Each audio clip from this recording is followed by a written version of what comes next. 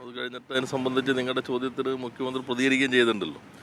അപ്പോൾ ആ ഘട്ടം കഴിയാൻ കാത്തിരിക്കാം. അല്ല, അതിൽ മുഖ്യമന്ത്രി തന്നെ വ്യക്തമാക്കിയല്ലോ, നിയമപരമായിട്ടുള്ള ചിലത് കൂടി നടക്കുന്നുണ്ട്, അത് ബാക്കി കാര്യങ്ങൾ പരിശോധിച്ചിട്ട് വ്യക്തമാക്കാമെന്ന് പറഞ്ഞിട്ടുണ്ടല്ലോ. അപ്പോൾ വ്യക്തമാക്കാവുന്ന ഘട്ടത്തിൽ മുഖ്യമന്ത്രി തന്നെ അക്കാര്യത്തിൽ വ്യക്തത വരുത്തും. ഇപ്പോൾ കോടതി ഒരു ഘട്ടമല്ലല്ലോ, അതിന് മുകളിലേക്കുള്ള ഇതിൽ അദ്ദേഹം പോയിട്ടുണ്ടല്ലോ. നമുക്ക് നോക്കാം. IT പാർക്കുകളിൽ മദ്യം ലൈസൻസ് അനുവദിച്ചിട്ടുണ്ട്. അപ്പം കേരളത്തിൽ എങ്ങനെയായിരിക്കും ഇംപ്ലിമെന്റ് ചെയ്യുക? പ്രത്യേകിച്ചും വ്യവസായ വകുപ്പിന് കീഴിൽ ധാരാളം IT പാർക്കുകൾ. അത് നേരത്തെ തന്നെ നയത്തിൻ്റെ ഭാഗമായിട്ടുള്ളതാണ്. അതിൻ്റെ ചട്ടങ്ങളും മറ്റു കാര്യങ്ങളും ഇപ്പോഴാണ് വന്നിട്ടുള്ളത്. IT പാർക്കുകളിലും വ്യവസായ പാർക്കുകളിലും ഇത്തരം സംവിധാനങ്ങൾ വേണം എന്നുള്ളത് നയത്തിൻ്റെ ഭാഗമാണ്. ഇന്ത്യയിൽ മിക്കവാറും എല്ലായിടത്തും ഉള്ള സംവിധാനം തന്നെയാണ്.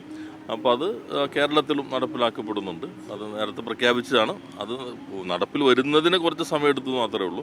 ഇപ്പോൾ അത് പ്രായോഗികമായി വരികയാണ്. 35 ലക്ഷമാണ് പുറത്ത് ബാർ ലൈസൻസ്, പാർക്കുകളിലേക്ക് വരുമ്പോൾ 10 lakh ആയി മാറുന്നു. വലിയ അന്തരമുണ്ട്. അപ്പോൾ അത് കൂടുതൽ ഇത് ആദ്യമായിട്ടല്ലേ വരുന്നത്, നമ്മളിപ്പോൾ കേരളത്തിൽ ആദ്യമായിട്ടല്ലേ വരുന്നത്. അപ്പോൾ അതിൻ്റെ ഭാഗമായിട്ടായിരിക്കും വകുപ്പ് എല്ലാ വർഷവും ചർച്ച ചെയ്തിട്ടൊരു പരിശോധന വരിക. എന്തായാലും ഒരു സ്ഥാപനത്തിനല്ലേ അംഗീകാരം കൊടുക്കുള്ളൂ. അപ്പോൾ അതിൻ്റേതായ മാനദണ്ഡങ്ങൾക്കനുസരിച്ച് സുതാര്യമായിട്ട് തന്നെ ആയിരിക്കും നടപടികൾ സ്വീകരിക്കുക.